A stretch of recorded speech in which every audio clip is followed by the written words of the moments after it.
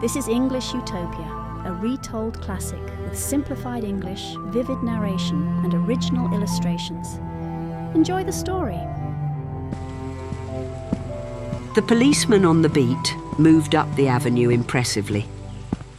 The impressiveness was habitual and not for show, for spectators were few.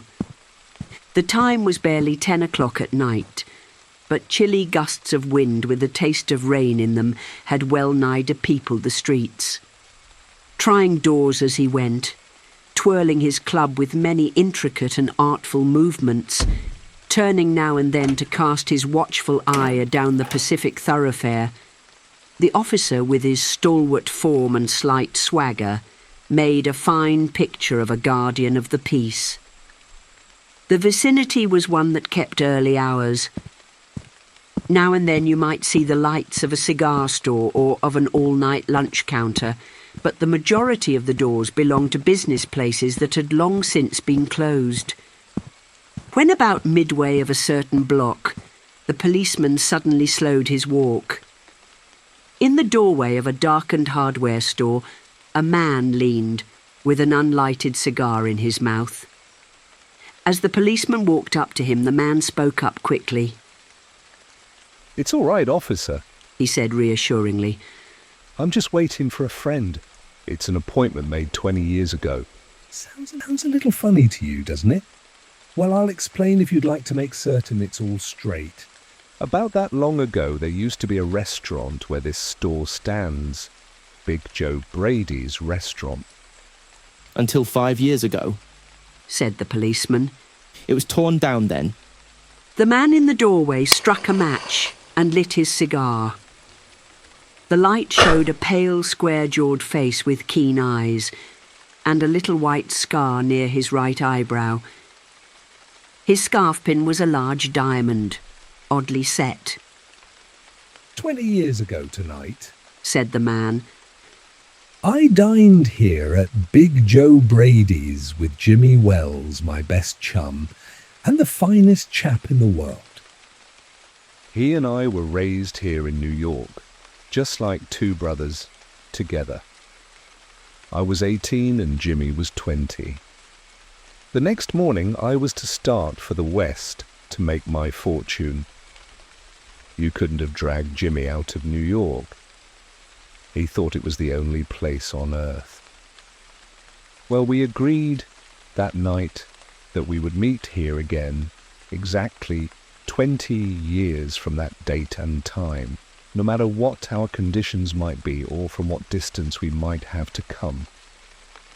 We figured that in 20 years, each of us ought to have our destiny worked out and our fortunes made, whatever they were going to be. It sounds pretty interesting, said the policeman. Rather a long time between meets, though, it seems to me. Haven't you heard from your friend since you left? Well, yes, for a time we corresponded, said the other. But after a year or two, we lost track of each other. You see, the West is a pretty big proposition, and I kept hustling around over it pretty lively. But I know Jimmy will meet me here if he's alive, for he always was the truest, stanchest old chap in the world. He'll never forget. I came 1,000 miles to stand in this door tonight, and it's worth it if my old partner turns up. The waiting man pulled out a handsome watch, the lids of it set with small diamonds. 3 minutes to 10, he announced. It was exactly 10 o'clock when we parted here at the restaurant door. Did pretty well out west, didn't you? Asked the policeman. You bet. I hope Jimmy has done half as well. He was a kind of plodder, though, good fellow as he was. I've had to compete with some of the sharpest wits going to get my pile. A man gets in a groove in New York. It takes the West to put a razor edge on him. The policeman twirled his club and took a step or two.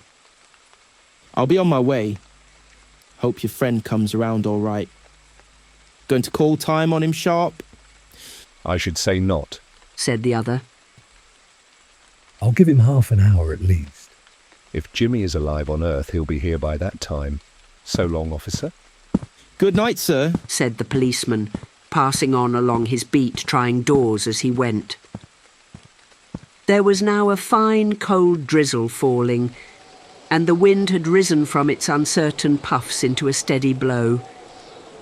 The few foot passengers astir in that quarter hurried dismally and silently, along with coat collars turned high and pocketed hands. And in the door of the hardware store, the man who had come 1,000 miles to fill an appointment, uncertain almost to absurdity, with the friend of his youth, smoked his cigar and waited. About 20 minutes he waited, and then a tall man in a long overcoat with collar turned up to his ears hurried across from the opposite side of the street. He went directly to the waiting man. Is that you, Bob? He asked doubtfully. Is that you, Jimmy Wells? Cried the man in the door. Bless my heart, exclaimed the new arrival, grasping both the other's hands with his own. It's Bob, sure as fate. I was certain I'd find you here if you were still in existence. Well, well, well. 20 years is a long time. The old restaurant's gone, Bob. I wish it had lasted so we could have had another dinner there. How has the West treated you, old man? Bully. It has given me everything I asked it for. You've changed lots, Jimmy. I never thought you were so tall by 2 or 3 inches. Oh, I grew a bit after I was 20. Doing well in New York, Jimmy? Moderately. I have a position in one of the city departments. Come on, Bob. We'll go around to a place I know of and have a good long talk about old times. The two men started up the street arm in arm. The man from the West, his egotism enlarged by success, was beginning to outline the history of his career. The other, submerged in his overcoat, listened with interest. At the corner stood a drugstore, brilliant with electric lights. When they came into this glare, each of them turned simultaneously to gaze upon the other's face. The man from the West stopped suddenly and released his arm. You're not Jimmy Wells, he snapped.